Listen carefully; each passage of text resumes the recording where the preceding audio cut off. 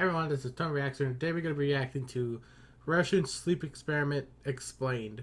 Now, if you're all excited for today's video, be sure to leave a link down below.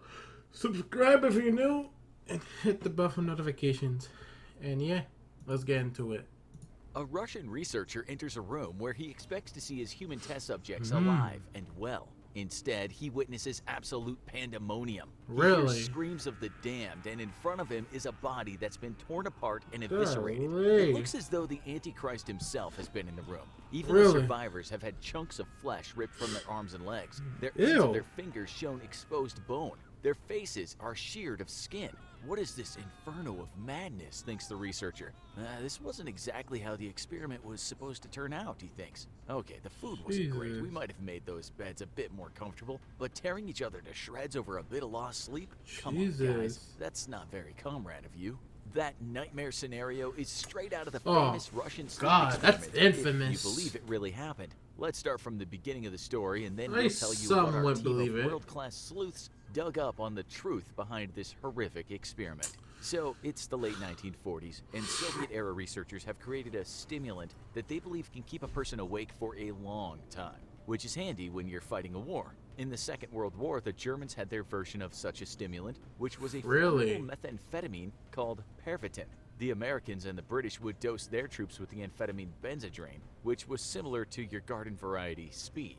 The Soviets are looking to up the ante and use their own version of a drug, which won't lead to a total wipeout after a 3-day binge. They've made something special, but they need to test it on humans first. It's not hard to find test subjects since prisoners of war were aplenty in the 1940s. And where prisoners were concerned, bypassing ethical considerations wasn't such a big deal. They set up a test area where 5 subjects will stay. It's a sealed environment into which the researchers can release the stimulant in gas form and check if the levels of oxygen are okay. The subjects have been given dried food, each a bed with no bedding, running water, and a toilet. The researchers listen to the subjects through a microphone, and there are cameras through which they can monitor the subjects. The only portholes to the outside are 5-inch thick glass windows, which are barely good enough to see a shadow from. The scene is set, and the 5 men seem in good spirits for the first 3 days. The gas is doing its job, and the researchers are pleased about that. One researcher tells another, "Nazi meth, what a joke. Just wait until the world sees what we've cooked up.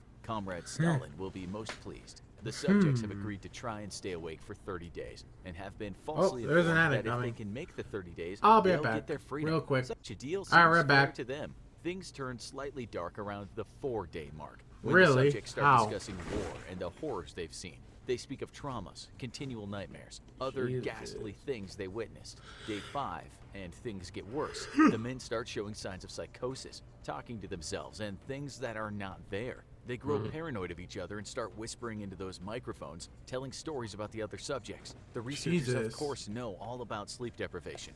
After 5 days, the mind can turn on a person. Hallucinations can seem real and horrifying. But they wondered, was it the loss of sleep or the gas itself?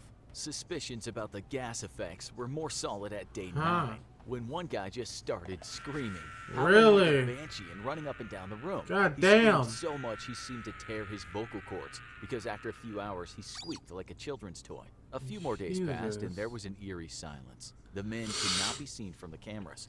They were alive for sure, since the oxygen levels indicated 5 breathing men, but where were they? The researchers hadn't wanted to interrupt the study, but they felt that they had no choice, and so said into an intercom, "We're opening the chamber to test the microphones. Step away from the door and lie flat on the floor, or you will be shot. Compliance will earn one of you immediate freedom." They heard one voice respond. It said, "We no longer want to be freed." What was this? Had they been getting ripped on that gas and were now addicted? The researchers said there's nothing they can do but open the door. They opened the vents and let fresh air displace the residual stimulant. What the researchers heard next was the men screaming again, pleading for more of that damn fine gas. WTF, thought one of the Russians. Those guys are seriously hooked. They opened the doors on day 15, and to their surprise saw one man was dead. You know what the scene looked like because we laid that out for you in the intro. But we didn't tell you what happened shortly after the gruesome discovery of the half-eaten man and the wounded survivors. On closer inspection, the researchers saw that the wounds on the men were very bad. They looked as if they might have been self-inflicted too. They had torn the skin and muscles from their own chests, which revealed the horrific sight of the men's lungs. Each man, it had seemed, had performed this macabre surgery on himself. Oh. Blood vessels that were still working had been removed. Oh. Other internal organs were seen laid out on the floor like a piece of art, and the men were going to eat those morsels. They were dining on their own bodies and doing it with enthusiasm. The researchers called for backup, not daring to go near those poor wretches. They closed the door to howls of the men pleading for the gas to come back. When soldiers arrived to help remove the subjects, the extrication process wasn't exactly fun. One of the subjects ripped a man's throat right out, while another soldier had his balls removed. 5 soldiers lost their lives in total, but some of the victims took their own lives after the event. Once the subjects were out, the doctors injected enough morphine into them to sedate a Canadian moose. But the men still fought like wild beasts. One subject bled out and his heart stopped beating, but he still carried on screaming, "Give me gas! I need gas!" A doctor had some bones broken during that grim spectacle. The 3 others were eventually sedated and strapped and moved to a secure facility. The researchers talked to each other, saying things like, "That wasn't meant to happen, was it?" They hated to admit it, but maybe the Nazis, the Brits, and the Americans had done the right thing and just plying their troops with top-notch crank. The surgeons got to work on putting the missing organs and bits of viscera back into one man, but this guy almost broke through his restraints. Really? The docs finally got the anesthetic into him. The man's heart stopped, and he died right on the spot. The autopsy showed he had broken 9 bones, and his muscles were torn all over his body. When they tried to fix up the next man, they decided 2 deaths were enough and didn't use an anesthetic. They patched him up nice, sewing his ruptured organs and laying skin grafts on him. The head surgeon said this man should not be alive after what he's gone through, but he admired his own work. A nurse commented that during the surgery, the beast had been smiling at her. She did wonder how male carnal instincts can remain functioning during the worst times. Maybe with death comes the need to create something new, she philosophized, but quickly shook herself out of her reverie. The man suddenly started making a wheezing sound as if he wanted to say something. The nurse, quick to catch on, handed him a pen and a pad below it. The man wrote, "Keep cutting." Wow, she thought, what a maniac. She was glad she'd not reciprocated his flirty smile. As for the other maniac, he laughed like a hyena during his bodily reconstruction. He said he wanted that gas, the good stuff, and when asked why, he said he just needed it to stay awake. The surgeon mused, if these guys weren't so hell-bent on eating themselves, they'd make excellent night shift custodians. Cleaners, perhaps, or maybe security. But he knew all too well that they couldn't be trusted to wash their hands. Then, a former KGB agent had an excellent idea. Something that had amazingly escaped everyone else's thoughts. Why not put these poor suckers back on that gas? He said it seems the problems all start when they all go into withdrawal. They're okay, if not a bit hyper and paranoid. We can work with that. Once back on the gas, they were fine and dandy. But then something strange happened. The EEG monitor showed crazy brain activity. What the fuck? Then it just died down.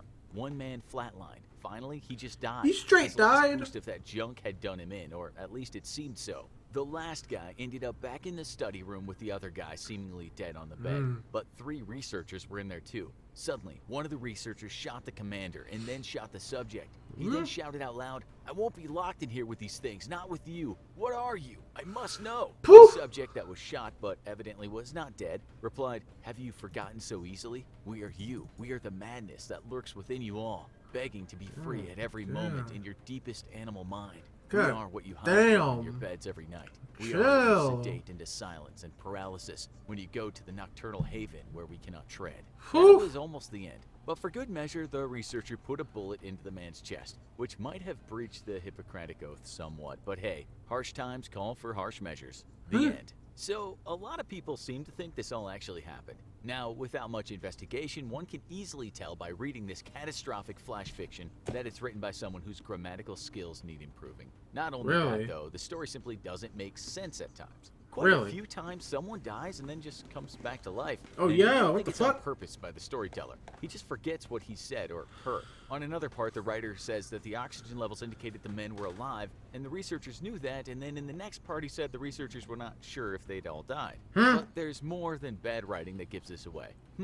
Where do we start? Well, we might not need to tell you that you cannot rip out vital organs and lay them on the floor like a bunch of textbooks. That's pure fiction. Those men would have died from blood loss or shock. Remember that they were discovered like this and left for some time before the soldiers came. Okay, you say, but that was the gas working. This was a secret experiment that went wrong. High on that wicked drug, maybe men could routinely come back from the dead and rip out their own organs and even do a bit of flirting when the mood took them. How do we know that it isn't true? Well, there is the matter of recorded history and plausible science. No gas has ever been discovered that can keep a person awake for 15 days. Never mind turn that person into a self-loathing zombie. There is no history of the experiment anywhere but on a website that's known for its scary, fictional, I'll say it again, fictional tales. Yikes. It would be astounding if one author alone, writing badly from his or her bedroom, had access to more secret information than the CIA and the British Secret Services. As we said in the story, and we embellished this part ourselves, many soldiers on all sides of the war broke so bad that they could stay awake longer. The officers were handing out that stuff like candy, but not even the most dedicated ice fiend could stay awake for 15 days. And those badly buzzed soldiers would have likely only done 24 to possibly 36 hours awake. The Pentagon has even done studies on this, and even if men are forced to stay awake for more than 48 hours, they will become pretty slow and pretty much useless as soldiers. They'll make tons of mistakes, which is not ideal in war when you have to be constantly alert. Sure, the speed helped the Germans with their blitzkrieg attacks, but the drugs had to be taken with some precautions. With this in mind, the Russians would not have even tried this experiment.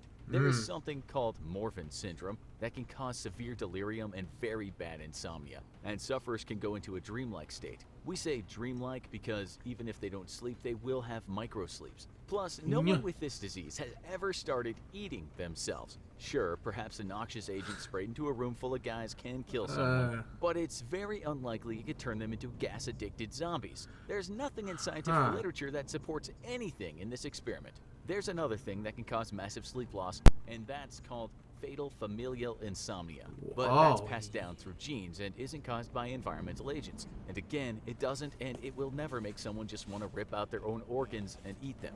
There's just nothing that exists in this world that aligns with the story, and if it did, we would expect it to have appeared in medical journals before it became an internet meme. Then again, many of you have been asking in the comments how we managed to put out so many episodes per day. Maybe the entire staff of the infographic show are crank-addicted zombies with an undying lust for human flesh after all. Really? Of course, that's preposterous. But isn't that exactly what a team of crank-addicted zombies with an undying lust for human flesh would want you to think? The Russian sleep experiment isn't a bad story, but it could have been better. Sleep deprivation is actually a torture that has been used by militaries. True. And that itself can drive a person half crazy. Still, in this story, when you add the addictive gas and the organ rug and the reanimation, it just isn't believable. But if you like scary stories, then we suggest you watch some of these insanely creepy shows.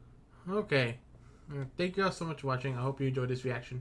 If you do like this video, be sure to leave a like down below, subscribe if you're new, and hit the bell for notifications. And yeah, I'll see y'all later. Bye.